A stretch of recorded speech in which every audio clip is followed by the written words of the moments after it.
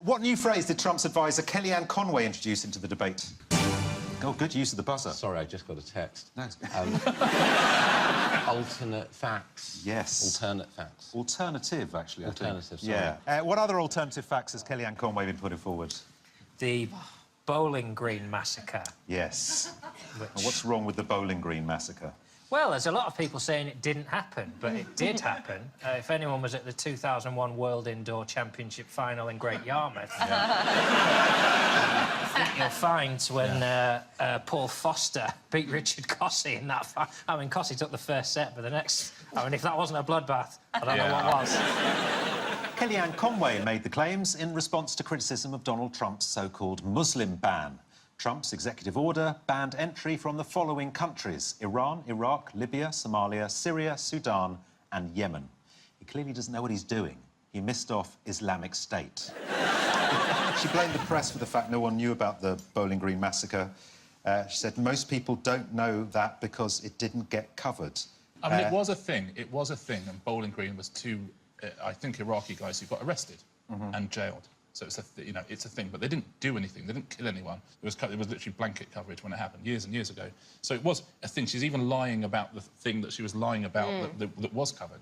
Literally, there was so many layers of lying. It's like a what's those a millefeuille of lies. Someone's after the bake-off job. Come on Channel 4 and use the word millefeuille. I see you. Yeah. I see you. Most people on Twitter were rightly outraged. Citizen Sullivan tweeted, Kellyanne Conway's comment about the Bowling Green Massacre was disrespectful to all who died that day, myself included.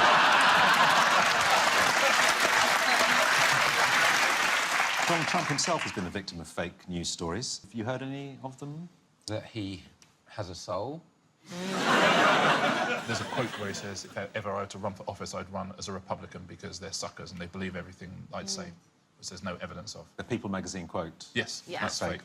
He was also the first one to reveal that they loved Bongo in the Congo. And that's... there's no evidence about that at all, I don't think. There were claims that Donald Trump wasn't born in the United States. Oh, yes. They said he was born in Pakistan. They did. They said his real name is Dawood Ibrahim Khan from Waziristan. Here he isn't as a small boy. I read that Nigel Farage is cozying up to Trump so much because he's like, Trump's really blonde, he's got big boobs, and he's orange. And Nigel Farage thinks he's an actual glamour model. I read that in an article I wrote. I so hope that's true.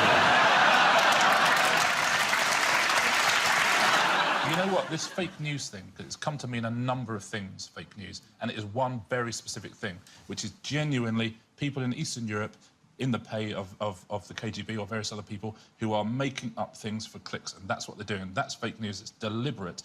Things like lying, you know, Trump lying, that's just lying. That's what politicians have always done. But fake news is something really specific and incredibly dangerous, and it's this stuff, and it's what they're doing to Merkel in Germany, which they've done with some of the immigration stuff. It's what they're doing to help Le Pen in France. Fake news is a really genuine thing and a terrifying thing and a real thing that's done by real people.